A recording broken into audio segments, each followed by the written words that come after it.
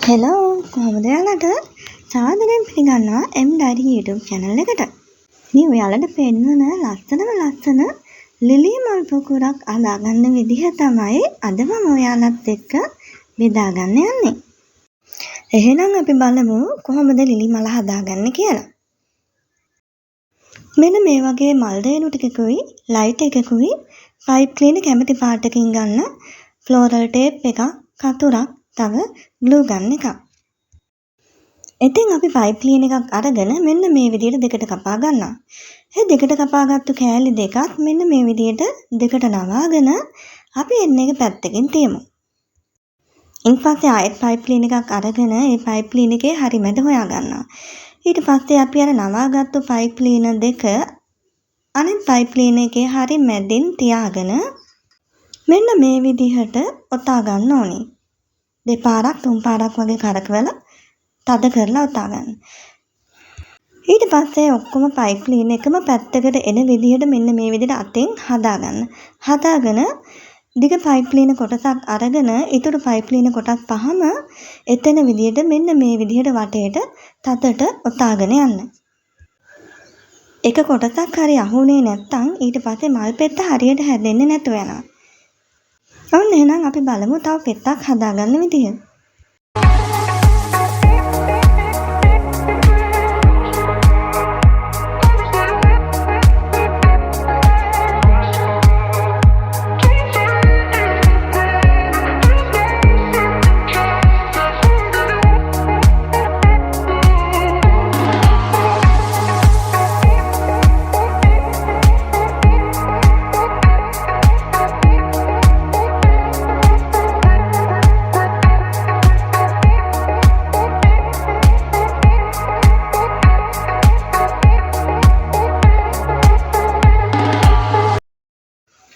මේ ලිලි මල හදාගන්න ඕනේ කරනවා මල් පෙති 6ක්. ඔන්න එන මම මල් පෙති 6 හදාගෙන ඉවරයි. ඊපස්සේ මෙන්න මේ පෙන්වන විදිහට අතින් පොඩ්ඩක් මල් පෙත්තේ මුදුන උල් හැඩයට හදාගෙන මෙන්න මේ විදිහට අතින් පොඩ්ඩක් ඒ තීරු දිග අරගෙන පොඩ්ඩක් කවාකාරව නවා ගන්න ඕනේ. මල් පෙත්තේ හැඩේ දන්නවනේ. අන්නේ මල් පෙත්තේ හැඩේ එන විදිහට අතින් ලස්සනට හැඩ කරලා නවලා හදාගන්න.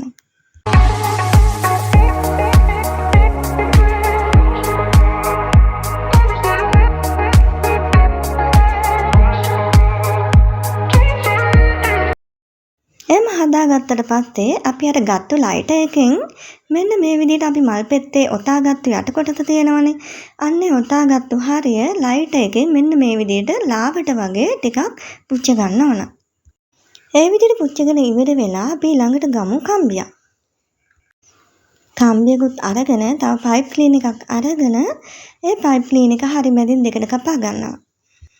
ඒක එක කෑල්ලක් අරගෙන මෙන්න මේ විදිහට මල් රේණු ටිකක් අරගෙන හරියට මං ගත්තේ මල් රේණු 6යි සාමාන්‍ය නිලි මලක් මැද්දේ තියෙන මල් රේණු ප්‍රමාණය ගත්තාම හරි.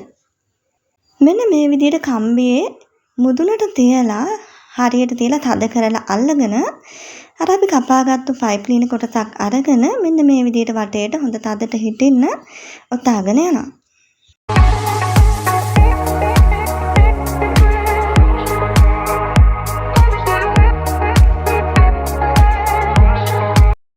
ඒකත් හදාගෙන ඉවර වෙලා අපි ආයෙ ගන්නවට හදාගත්තු මල් පෙත්තක්.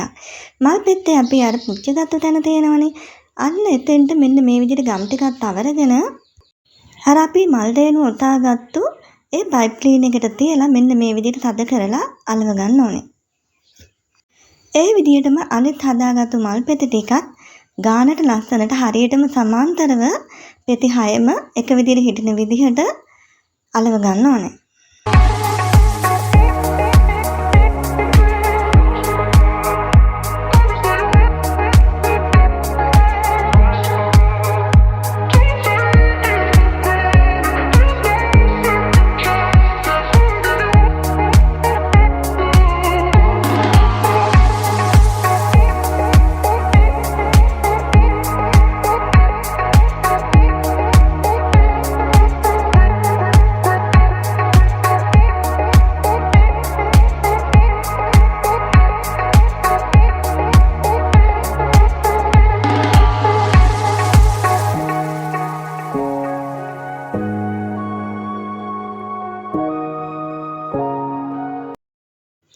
අපි ලස්සන මලක් හදාගත්තා. එහෙනම් අපි ඊළඟට බලමු ලිලි මලේ කොළය හදාගන්න විදිහ. ඉතින් කොළය හදාගන්න එච්චර අමාරු නෑ, හරිම ලේසියි. කොළ පාටින් පයිප් ක්ලීනර් දෙකක් අරගෙන මෙන්න මේ විදිහට හරිය මැදින් රිංගවගෙන ඒක පයිප් ක්ලීනර් එකකින් මෙන්න මේ විදිහට තද කරගන්නවා. ඊට පස්සේ එකම පැත්තකට සමාන්තරව අල්ලගෙන ඒක වයර් කොටසකින් සම්පූර්ණ ඉතිරි වයර් ටික ඔතාගෙන යනවා. අපි මල් පෙත්ත හදාගත්තේ අන්න ඒ විදිහටම ඒ සමානව තමයි අපි මේ කොළෙත් හදාගත්තේ. ඊට පස්සේ අපි මේක ඇතුලේ තියෙන මේ තීරු ටික පොඩ්ඩක් ඇඟිලි වලින් උඩට කරලා හදලා මුදුනත් උල් හැඩයට හදාගෙන අතෙන් ඇදලා වගේ පොඩ්ඩක් කවාකාර හැඩයට හදාගන්න ඕනේ. ඊයින් පස්සේ අපි හදාගත්තු මල අරගෙන මලේ නැටි කොටස් ටික කම්බියට තියලා තද කරගෙන ෆ්ලෝරල් ටේප් එකකින් මෙන්න මේ විදිහට ලස්සනට ඔතාගෙන යන්න ඕන. මම නම් ෆ්ලෝරල් ටේප් එක ඔතද්දී මුල ඉඳලා ටික ගම් ටිකක් තවරගෙන තමයි ඔතාගෙන යන්නේ. නැත්නම් ෆ්ලෝරල් ටේප් එක ගානට හදාගන්න බැරි වෙනවා.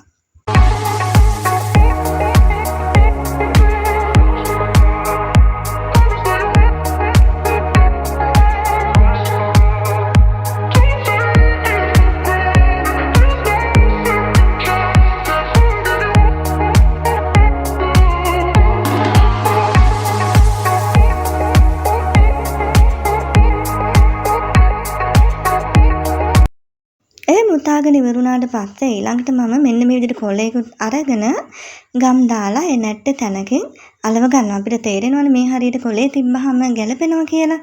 අන්න එහෙම තියාගෙන නැවතත් මම ෆ්ලෝරල් ටේප් එකෙන් මෙන්න මේ විදිහට ඔතාගෙන යනවා.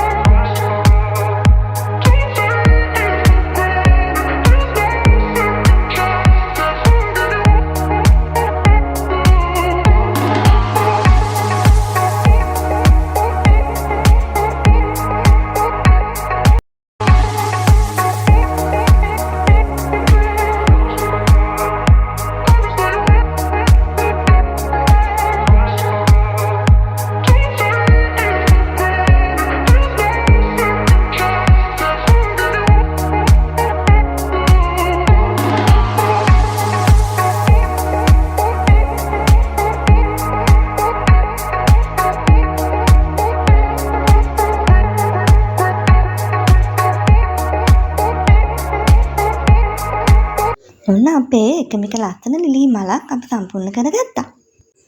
ලස්සනයි නේද? ඔයාලත් හදලා බලන්නකෝ.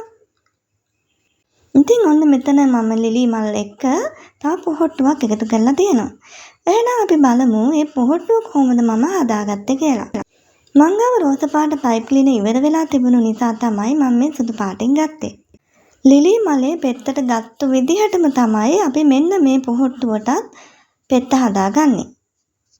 ඒ විදිහට අපි පෙති 3ක්ම හදාගන්න ඕනි.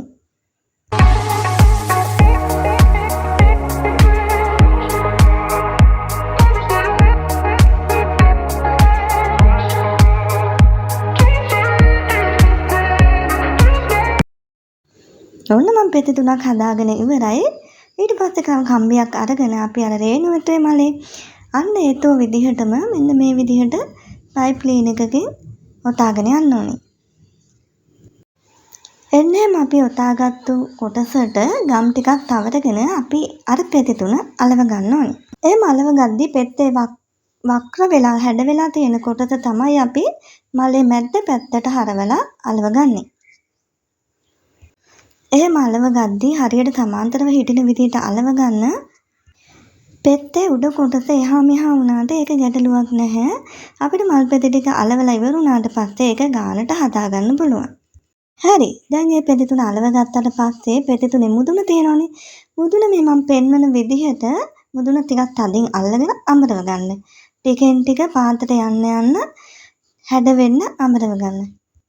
ඊට පස්සේ තමයි ඒක ලස්සන පොහොට්ටුවක් හැඩයට අපිට පේන්නේ. ඊට පස්සේ අපි හදාගත්තු පොහොට්ටුවේ කෙළවර ඉඳලා මෙන්න මේ විදිහට මම ෆ්ලෝරල් ටේප් එකකින් ඔතාගෙන යනවා. ඔන්න දෙයක නැටටත් මම මේ විදිහට කොළයක් තියාගෙන හැඩ කරගෙන තියෙනවා. ඊට පස්සේ මට හිතුණා අනිත් මල් ටිකත් රෝස පාට නිසා මේ මලෙත් පුංචි වෙනසක් කරන්න. ඉතින් මං ගාව තිබුණු අයි පැලට් එක අරගෙන මෙන්න මේ විදිහට ඒකට ගැලපෙන පාටක් තෝරගෙන මං පාට කළා. ඊට පස්සේ ඉතින් මෙන්න මේ පොහොට්ටුව අනිත් මල් වලට ගැලපෙන විදිහට ලස්සනට ආවා.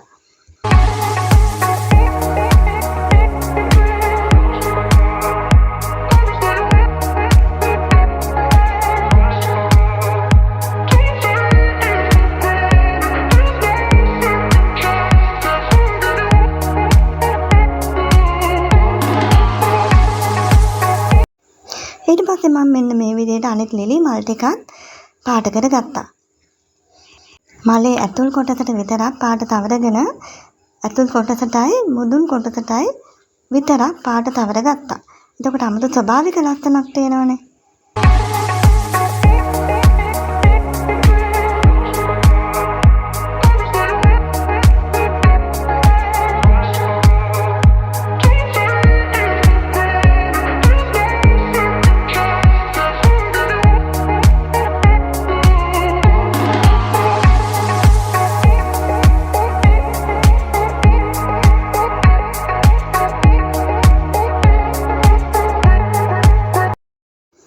ඉන්පස්සේ මේ පෙන්වන විදිහට ඔයාට කැමති විදිහකට මේ මල් ටික තියලා ලස්සන මල් පොකුරක් හදාගන්න පුළුවන්.